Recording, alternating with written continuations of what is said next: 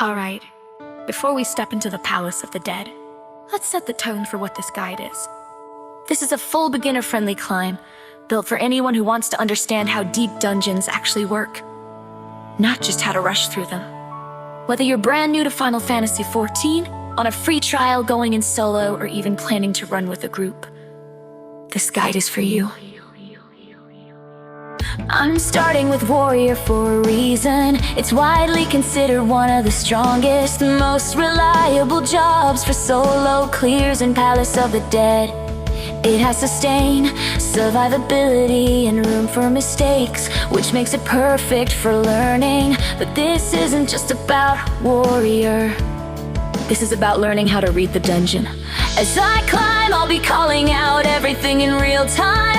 What enemies aggro by sight, sound, or proximity. What they do, what to avoid, and what actually ends runs. Each section will be recorded separately so you can follow along at your own pace without needing to skip through a full run. And just to be clear, I'm not starting at the high floors.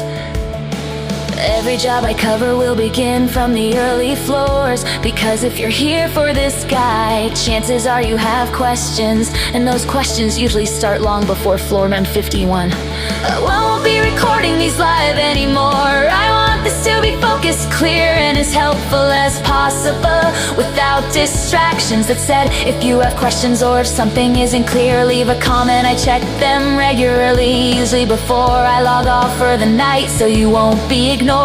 If your goal is to clear once, learn the system, or eventually push for something like Necromancer, or even an Omni clear across all combat jobs, this series will walk you there, one floor at a time. So take your time, don't rush, and let's begin the descent. If you're on a free trial account, you can absolutely do Palace of the Dead. You don't need anything fancy to get started. Basic vendor food is more than enough, and you can pick some up right in camp, dry bone at the inn vendor. Palace of the Dead is also one of the best ways to level your combat jobs up to 60. It scales independently from your gear, so you're not locked behind equip progression. And as you climb, you'll learn weapons that are far stronger than what you'd normally have at early levels. They're great for progression. And honestly, they look really good too, especially if you're just starting out. So if you've been holding off because you thought this was locked behind a subscription, it's not. You can come in here, learn the system, and start climbing right away. I do have a second character I plan to use later to show what this looks like from a fresh start, but I still need to unlock Palace of the Dead on that character first. For now, I'll be climbing on my main account. More practice means better decisions, and deep dungeons are something I genuinely enjoy. So we're gonna take this one step at a time. One final note before we begin. If you're wondering how to unlock Palace of the Dead, here's exactly where to start. Head to the Carling Canopy and look for Nojiro Marujiro. He's sitting on a crate mural. That's where the quest chain begins. From there, the story will take you into the South Shroud and eventually unlock Palace of the Dead. To access it, you'll need to progress through the main story up to Copperbell Mines, which is the third dungeon in the early game. Once that's cleared, you're good to go. Now, Palace of the Dead isn't just a leveling system, it's tied to one of the darker storylines in A Realm Reborn. As you climb, you'll start seeing echoes of characters and events connected to that story. I won't spoil anything, but if you pay attention, there's a lot to uncover. One important requirement: if you plan to move on to other deep dungeons later, you'll need to clear floor 50 and defeat Etta Blackbosom. The unlock is required before you can access the others. And there are a few to look forward to. Palace of the Dead, heaven on high, Eureka Orthos, and the newest one, Pilgrim's Traverse. For now we're starting at the beginning, learning the system, understanding the dungeon, building the foundation. You'll need to climb all of them. Let's begin. As this series goes on, I'll also be taking input from the community. When I get close to finishing a set, I'll look at what jobs people are asking for most, and that's what I'll climb next.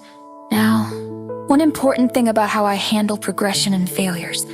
If a run ends, whether it's a mistake, a mechanic, or something I could have played better, I'm not deleting that. I'll keep the failed attempts, explain exactly what went wrong and use it as a learning point. From there, I won't re-upload every step of the climb back to that floor. Instead, I'll work my way back up, and once I return to that set, I'll continue with the clean run from that point forward. So you'll have both the failed attempt and the corrected climb. That way, you're not just seeing success, you're seeing how to recover from mistakes and avoid them entirely. Because in deep dungeons, knowing why you died is just as important as knowing how to survive. One last thing before we begin. I won't be deleting any of my previous deep dungeon runs from this channel. Instead, they'll be kept as a legacy archive. They're still there if you want to watch them, but just know they're a bit all over the place and include a lot of failed attempts. And honestly, that's part of the process. A lot of those runs ended because of distractions, live streaming, real life things, family, or just pushing too long without taking a break. That's something you can't always control, but it does affect your runs.